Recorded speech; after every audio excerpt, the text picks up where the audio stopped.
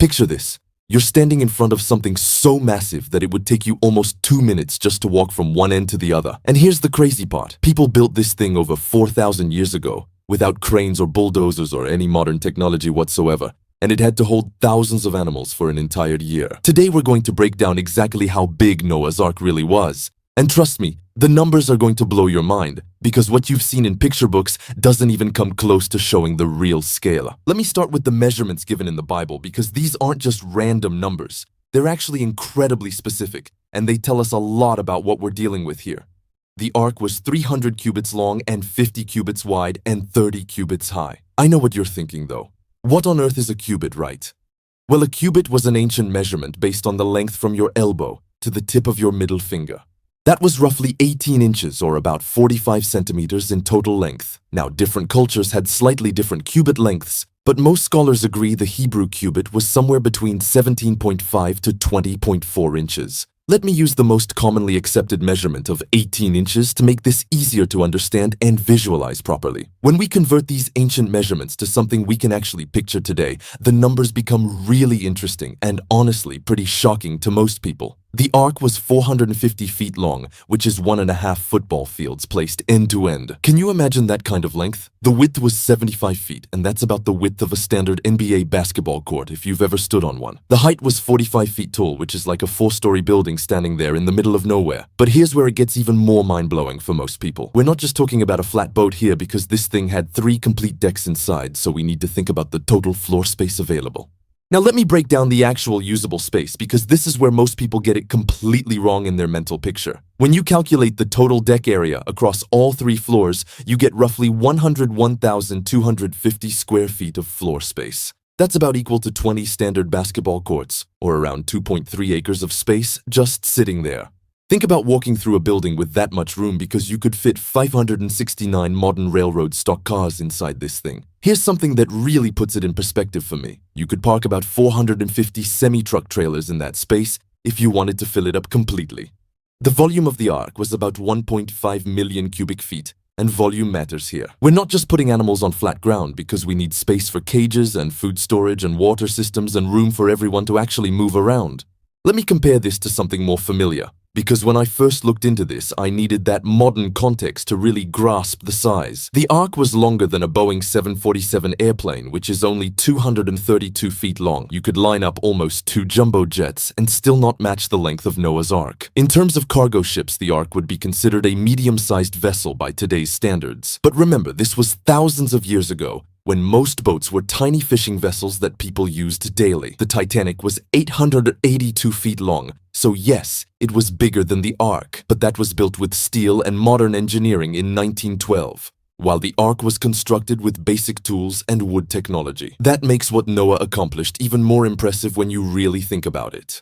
Here's something fascinating that engineers and naval architects have studied extensively over the years. The dimensions of the ark follow almost perfect proportions for stability in rough water conditions. The length-to-width ratio of 6:1 is remarkably similar to modern cargo ships. Those typically range from 5:1 up to 7:1, and this ratio gives you the best balance between stability and cargo capacity. The height-to-width ratio of 3:5 meant the ark wouldn't tip over easily even in massive waves. Studies done by naval engineers have confirmed that these proportions would make the ark incredibly seaworthy and almost impossible to capsize. The shape described in ancient texts suggests it was rectangular with a sloped roof, not the cartoon boat with a pointy front and back that we usually see in kids' books. The ark didn't need to go anywhere specific, so it just needed to float and survive the flood. Now this is the million-dollar question that everyone asks me. Let me walk through the math with you, because it actually works out better than you might think. First off, Noah didn't need 2 of every single species on Earth. He needed representatives of each kind or family group. So instead of needing hundreds of different dogs,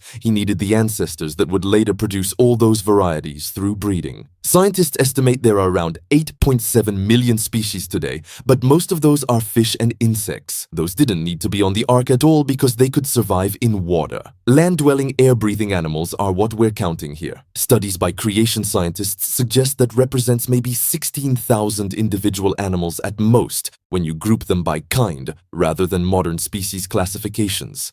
Let me show you how this actually fits because the numbers surprised even me when I first calculated them properly. The average size of land animals is actually pretty small. Most are the size of rats or chickens and not elephants and giraffes like we always picture. If we assume an average animal needs about the space of a standard sheep, we're looking at animals that need roughly 10 cubic feet each.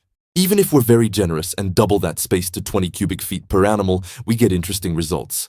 16,000 animals would only need 320,000 cubic feet total. Remember, the Ark had 1.5 million cubic feet of total volume available. That means the animals would only take up about 21% of the available space. That leaves 79% for food and water and living areas, which gives us more than enough room even with very generous calculations. But wait, because there's more to think about here. Keeping animals alive for a year isn't just about space, right? They need food and water, and someone has to clean up after them. So how did 8 people manage all of this work every single day? Well, the food storage alone would be significant, but many animals could eat compact, dried foods. Some animals might have hibernated during parts of the journey, which would reduce food and water needs dramatically. Water collection from rain was possible through the window system. The Ark likely had sophisticated drainage systems built into its design. The people who built this understood engineering principles we sometimes forget were known in ancient times. The waste management system probably included sloped floors and channels that would let waste drain away naturally. With proper ventilation through the window described at the top,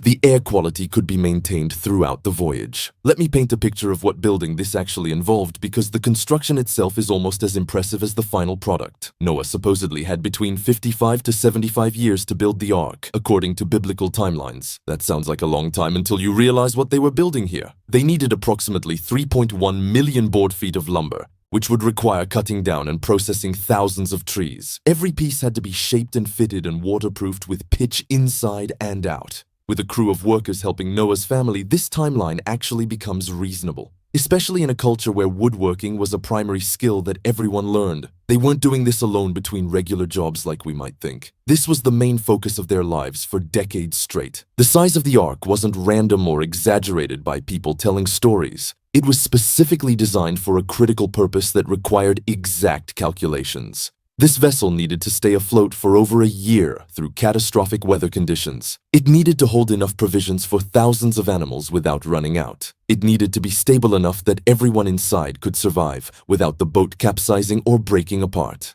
The dimensions given in Genesis show understanding of naval architecture that wouldn't be matched again until modern times. Researchers have found that you couldn't make the Ark much smaller without compromising its ability to complete the mission. Making it larger would have been unnecessarily difficult without adding real benefits to the design. So how big was Noah's Ark really?